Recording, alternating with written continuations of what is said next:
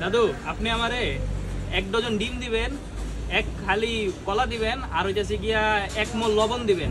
এটা কি দাদু? হ্যাঁ হ্যাঁ, আপনি মোল সংখ্যা বুঝেন না? তো আমাদের চ্যাপ্টার 6 এর একদম প্রথম টপিক সেটা হচ্ছে মোল সংখ্যা।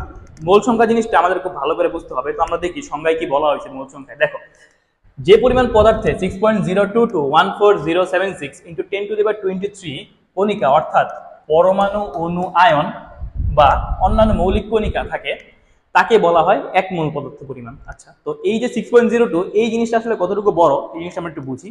দেখো, এটা হচ্ছে গিয়ে 602 সেক্সট্রিলিয়ন, 214 কুইন্ট্রিলিয়ন, 76 কোয়াড্রিলিয়ন, এতগুলা থিংস যদি কোনো একটা বস্তুতে থাকে তাহলে ওই বস্তুটাকে আমরা বলবো 1 মোল।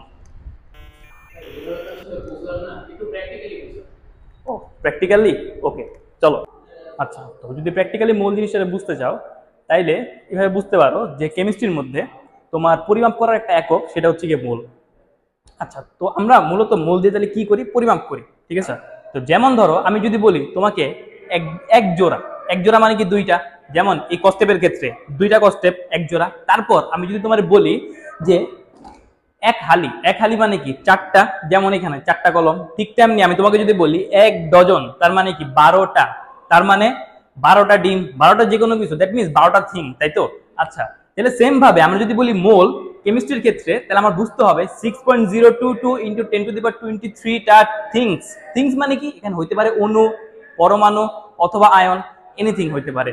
সো কেমিস্ট্রিতে আসলে আমাদের কোয়ান্টিটি গুলো এত হিউজ থাকে যে আসলে আমাদের যখন আমরা কোনো কিছু কাউন্ট করতে যাই তখন আমার সেটাকে 6.022 × 10⁻23 এর একটা বাউন্ডারিতে আটকে দিতে হয়।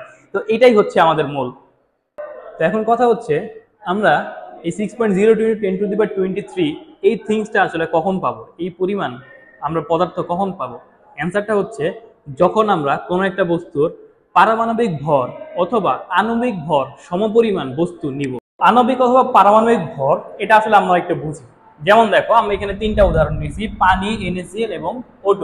তো পানির ক্ষেত্রে আমার হাইড্রোজেনের ভর 1 × 2 প্লাস অক্সিজেনের ভর 16 আমরা জানি, টোটাল যোগ করলে আসতেছে 18।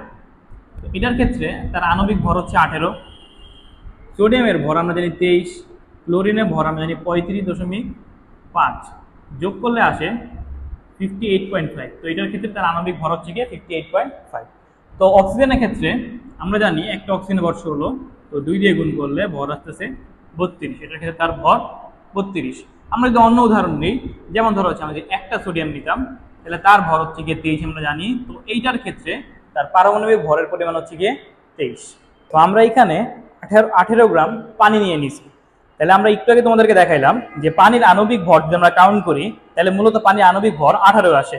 তো এইখানে আমরা মেজার করে ঠিক 18 গ্রাম পানি নিয়েছি। ফলে তোমরা বলতে পারবা এখানে আসলে কত মোল পানি আছে? অ্যান্সারটা হচ্ছে এখানে 1 মোল পানি আছে।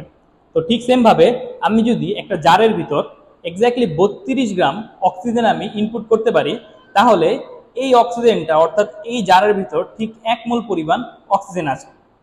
তো এইটা হচ্ছে কি আমাদের মেজার্ড কোয়ান্টিটি, যে আসলে 1 মোল দেখতে আসলে কি রকম।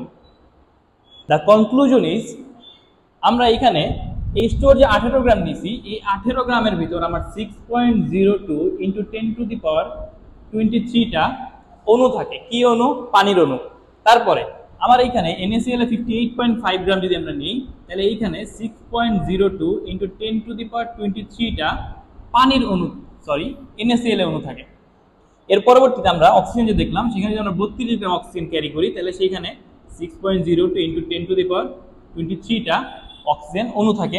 যদি আমরা এখানে সোডিয়াম বলি তাহলে হচ্ছে 6.02 × 10⁻23টা সোডিয়াম পরমাণু। এটার ক্ষেত্রে হচ্ছে গিয়ে অক্সিজেন অণু, এটার ক্ষেত্রে হচ্ছে গিয়ে আমাদের NaCl অণু, আর এটার ক্ষেত্রে হচ্ছে আমাদের পানির অণু। So that's the conclusion. তো এই প্রত্যেকটাই কি, প্রত্যেকটা যদি মোল কাউন্ট করি তাহলে এরা হবে 1 মোল করে। আশা করি আমরা মোল বিষয়টা বুঝতে পারছি।